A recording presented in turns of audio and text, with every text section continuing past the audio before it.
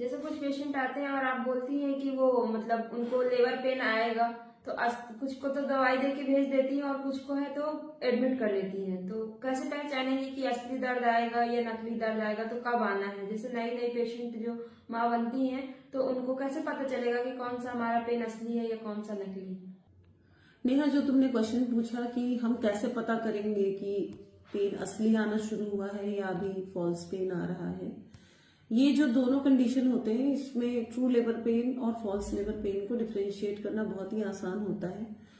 True labour pain, false labour pain जो होता है वो पेन किसी भी टाइम आ सकता है और वो थोड़ी थोड़ी दर्द होती है, फिर वो खुद से ठीक भी हो जाता है। फॉल्स लेबर पेन में दर्द की दवाई देने पे अगर वो दर्द दब जा रहा है मतलब वो फॉल्स लेबर पेन है।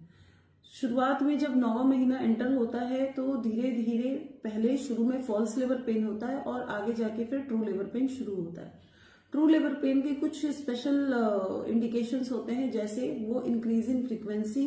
Increase in intensity and duration होता चला जाता है। मतलब अगर पेन शुरू हुआ है तो वो धीरे धीरे बढ़ने लगेगा और उसकी तीव्रता बढ़ने लगेगी और वो फिर जल्दी जल्दी दर्द आने लगे। अगर किसी महिला जो मां बनने वाली है और उनका 9वां महीना शुरू हो गया है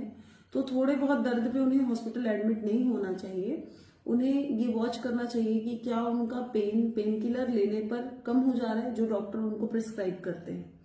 अगर वो पेन किलर लेने पे वो पेन सबसाइड हो जाता है तो उन्हें समझ जाना चाहिए कि फॉल्स लेबर पेन है।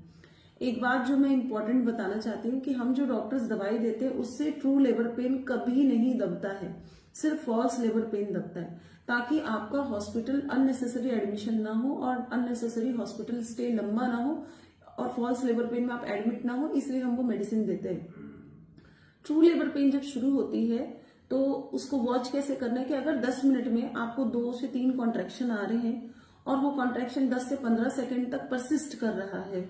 और वो फिर आगे समय के साथ बढ़ता चला जाए और किसी भी दवा से वो दर्द ना कमे और बच्चेदानी कड़ी हो और दर्द हो, तो ये समझना है कि आपको ट्रू लेबर पेन शुरू हो गया है और अब आपको हॉस्पिटल एडमिट हो जाना चाहिए। तो इन बातों का ध्यान रखना है कि ट्रू लेबर पेन में ही हॉस्पिटल में एडमिट होना है। दूसरी बात, हमें और बच्चे की चाल को हमेशा ध्यान में रखना है कि बच्चा मूवमेंट करता रहे